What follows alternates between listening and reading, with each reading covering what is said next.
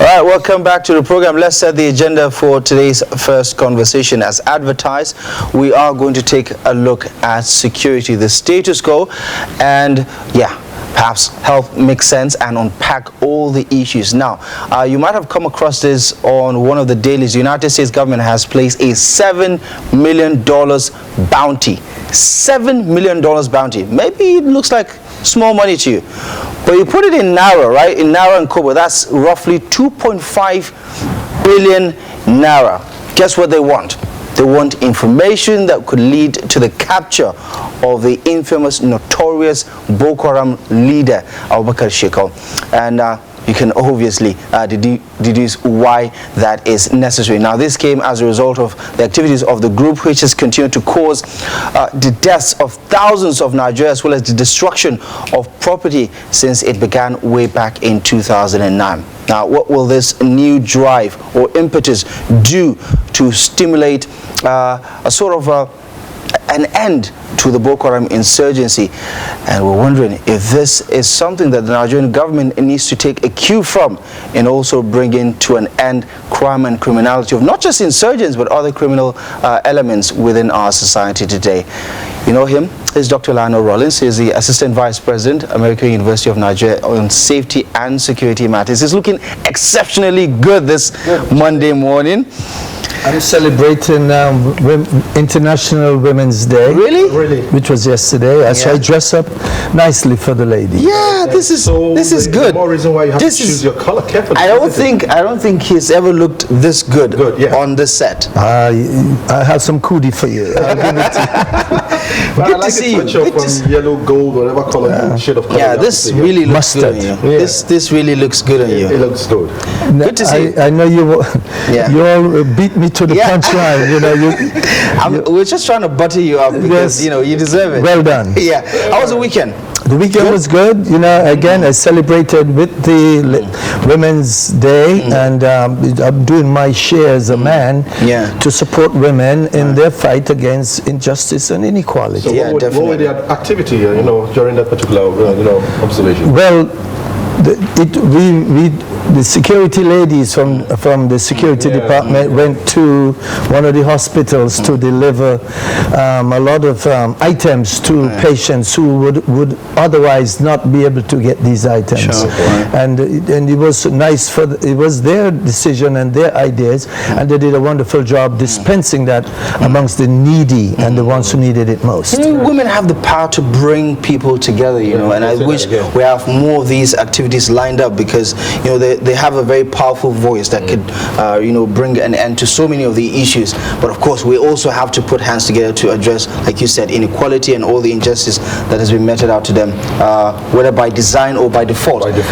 Back to our talking point, bounty. It has a very interesting history attached to it. It goes back to centuries and centuries ago, so much so that it stimulates each and every member of the society to say, you know what, now I have an incentive to take part in this activity of maybe bringing a lawless criminal.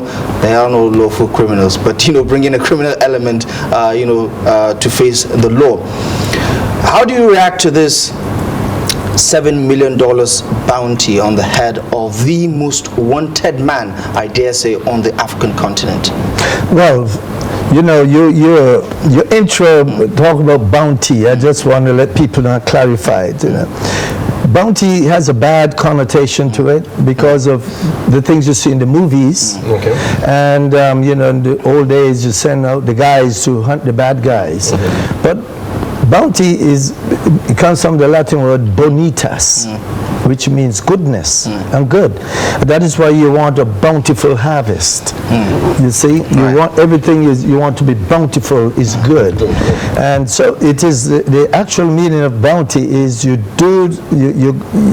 give you something for doing something good for someone. And so it's not a bad thing. So many people see it as a bad thing. But that's why the American government changed it from a bounty. They don't use the word bounty now. They use it reward. So don't use the word bounty. You must use it as a reward. It sounds more encapsulating. But remember, though, this is just old news. In 2013, that bounty or that reward was placed on Sheikh House head back in 2013. And for 7 years it's been there. This is just the government reigniting it to let the people know that by the way, there's still money on there's still money on the table. And they're doing it because of the recent amount of violence that Boko Haram is unleashing on the country. They're just, is their way of telling Nigerians, hey, 7 million, 2 billion is yours in Naira if you can tell us where he is, and we can deal with it from there. You're right. I mean, I guess for people who are locals who have who have 2.5 billion reasons why they should turn him in. Obviously, like you said, 2013 there was the first installment or the announcement about a reward, for that could go to the person who gave credible information that led to the arrest or capture of the dreaded Boko Haram leader. Why should this be any different from what happened back in 2010? It's been 7 years now since the first announcement. Right. Why has that failed to do the needful to incentivize his capture on the part of members of the public? It's not that easy. It's really truly not that easy. People are greedy, and many people will take that $7 million US or 2.1 billion. Many people will take it. And there are many, but in Naira, sorry. In Naira. So there are three main reasons. One, many people cannot. The people live in the villages and out in the remote areas. If you're not educated, you cannot envision 2.1 billion. It means absolutely nothing to you or to them. But, so that is why now the US government and other governments, when they do that, like in Afghanistan and Iraq, there's a lot of illiterates there too.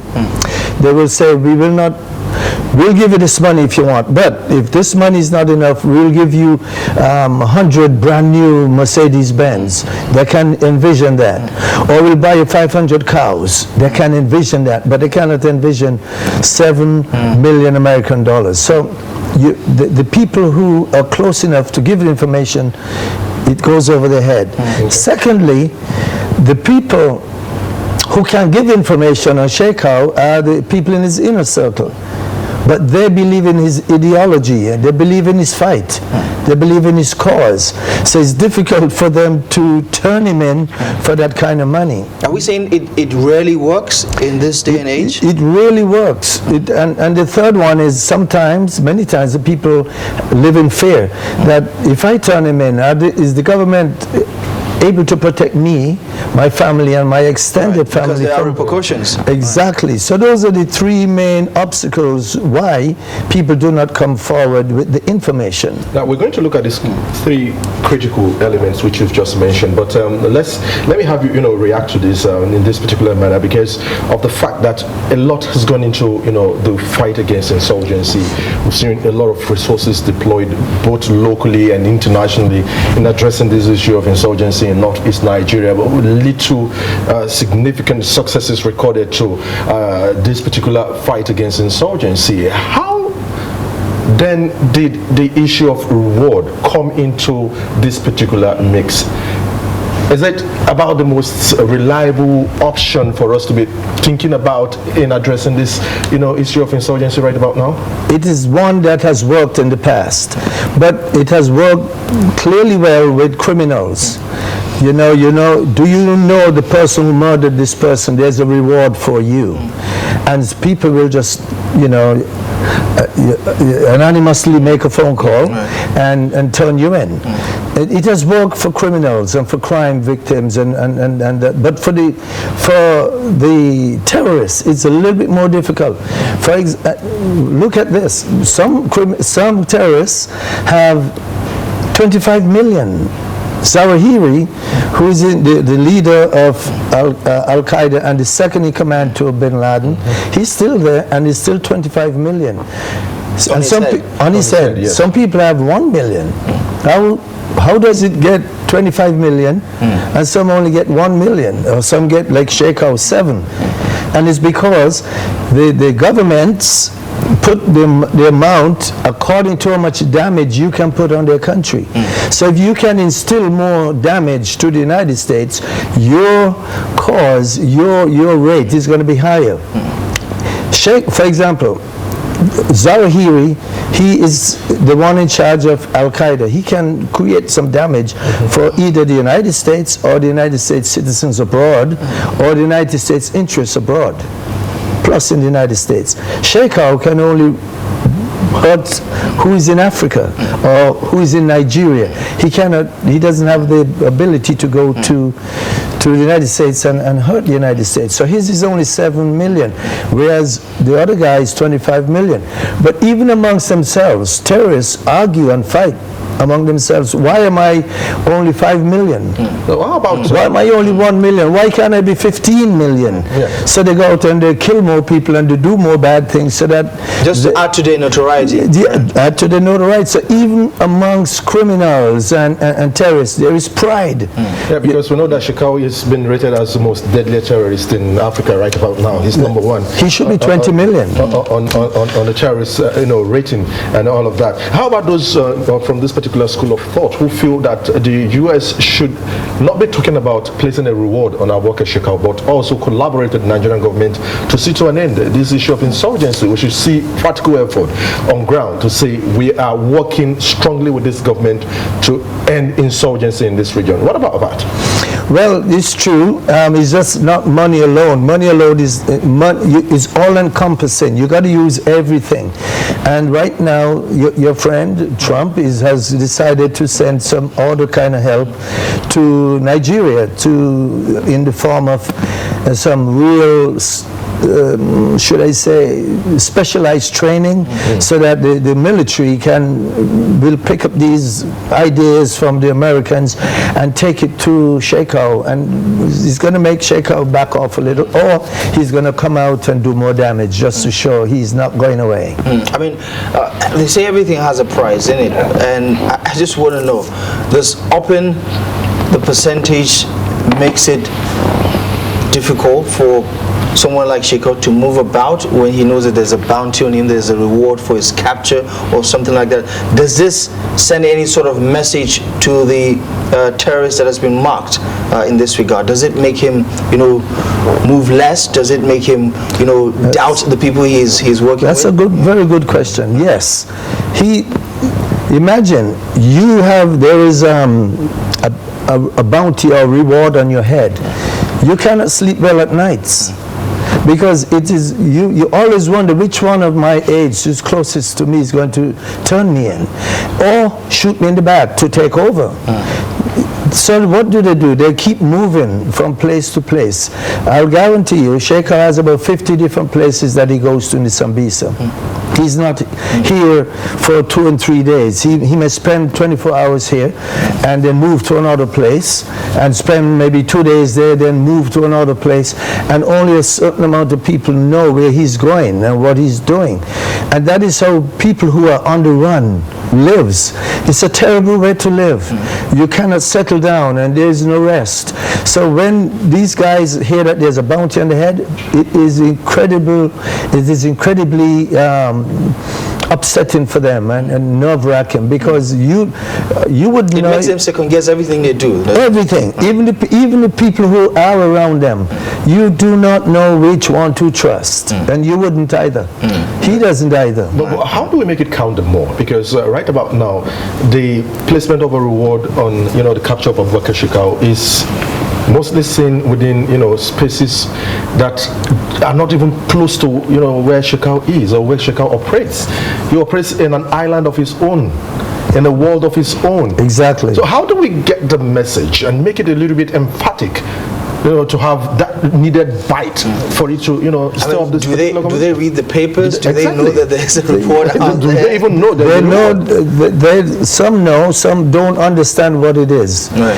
The intelligent people, they understand and they know. But the majority of people who are around Sheikhout doesn't even understand it, and don't even know what it is, and don't even know if they will get it, and don't even know in the first instance how to get that information to the Nigerian government or the US government. Right. So they're in the dark, and they hear about it, but it means absolutely nothing to them. I mean, that brings me to the question: how do you communicate any sort of credible information to the United States that may lead to the capture or otherwise of a leader of a deadly group like Sheikhout, for instance? How do you do that?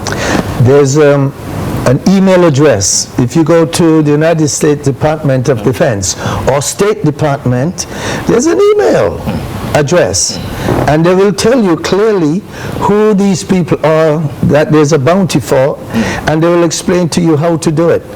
But you use a name, whatever you want to use, a pseudonym, a fake name, and I would suggest you do that just in case. Just to be safe. Just in case. And then you say where you're from, and that you have knowledge and information on the whereabouts of whomever. Somebody will contact you, and they will get you from wherever you are to the closest embassy, and then the embassy, they will take it from there. Right. And then I want to know about what non-state actors, mercenaries for instance, could do to cash in on this big check that is $7 million. Would you say that, during the course of history that we've had rewards like this, and people would say, okay, you know what, I have the expertise, I have the capacity, I have the information, I know the terrain, I'll just mobilize a couple of people and then get this guy and get this reward? Do you think that this could open that channel where you have non-state actors who could say, we're going to take this challenge and see if we can get the reward? Exactly. It's a good question again. Mercenaries or soldiers of fortune, as we call them, they don't care who they go after, who they kill, as long as you pay them. They will be the ones to go after people like Sheikhout. And there are many mercenaries out there, or soldiers of fortune, who can do it. The problem is your government will not let them in. And you can't come unless they come through the border and go in the dark, go on. Very dangerous, because the then would see them as a threat. Of course, because you're bringing in weapons, and we don't know who you are. You're some white man from South Africa, or from the United States, or from Russia. The Israelis could take him out. These people are well trained, and they know what to do. But how can they come to your country, bringing in weapons with them, unless they come through the borders? And then if the soldiers see some white people with weapons and guns and equipment, then a bloody war starts right there. Do you think it's collaboration? Yeah. Do you think it's even possible that the government would consider allowing mercenaries to operate within its territory? Do you think it's of course, it's an option that many governments have considered. A lot of governments turn a blind eye to it. It's going on, but we're don't not going know. to enable you. We're just going to pretend as if you don't exist. Exactly, and they are really helpful in many ways. The problem with mercenaries and soldiers of fortune, as some of us call them, is sometimes they can turn on you. Right. Okay. They'll do anything for the money. They'll do anything for the money, and somebody can hire them. Wait a minute, you clean up that mess so well. Why don't I hire you to do this? So it brings with it a lot of fear and a lot of questions to be asked by the government. It's good to make mention of the word fear, because for me it's one word that